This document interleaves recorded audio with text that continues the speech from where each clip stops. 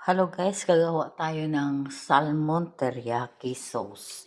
So guys, ito ay teriyaki sauce. Imimix lang siya natin. Yan.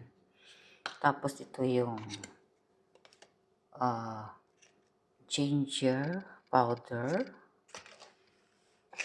garlic powder, saka sesame oil, and white vinegar,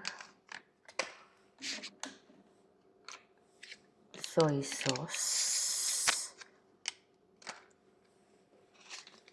brown sugar. Brown sugar guys. Yan, brown sugar. So ngayon guys, i-mix lang siya natin. Kasi ito yung ilagay ko sa salmon teriyaki sauce. Yan, mix lang siya natin guys. So guys, ito na yung aking salmon. In half ko na siya. Yung kaninang sauce ko. So ilalagyan ko sa ngayon ng sauce. Ayan na. I-marinate ko lang siya ng 10 minutes para pasok sa loob ng ano ko. Ayan. 10 minutes lang siya guys. Ayan.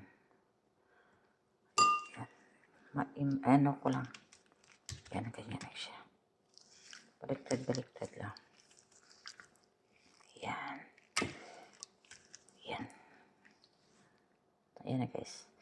So ngayon na guys, nilagay ko na yung aking salmon. I-fry ko na siya. Nakalimutan ko kanina. Ayan guys. Mga 3 to 4 minutes. Balik ka rin ko siya para maluto yung kabilaan. 3 to 4 minutes lang siya. Tapos yung sauce kanina, ano ko lang siya. Lalagyan na rin niya. Para yun guys. Teriyaki. Salmon teriyaki. So ayan na guys, pinaliktad ko na siya. So lagyan naman natin sa ulit ng sauce. Yung sauce kanina guys na ginawa ko yan. Para malasa sa loob, mapasok yung mga sauce. Kaya lang siya natin na brown. Maluto lang siya yung mga. Kaya ako lang siya. So kasi buhos ko na lang ito siya. Para yan. Yummy. Pag hindi ako kumakain guys ng salmon.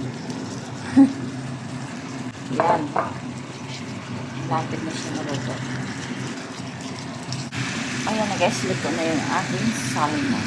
Yan. Yung effort na kunti ang salmon. So guys, gagawa ako ng fried rice. Ayan. Tapos ito na yung hiwa ko na yung carrots. Saka yung green peas. Ayan ang rice ko. Kumukulo-kulo na siya. So ngayon guys, kin-add ko na yung carrots sa aking rice. Para sabay sila maluto. Dalawa. So ngayon guys, dito na ako sa aking fried rice. Nilagay ko na yung aking green peas. So takpan siya natin para maluto. So mamaya yan na lang natin siya. So ngayon guys, i-mix na natin yung ating fried rice. Ayan na siya.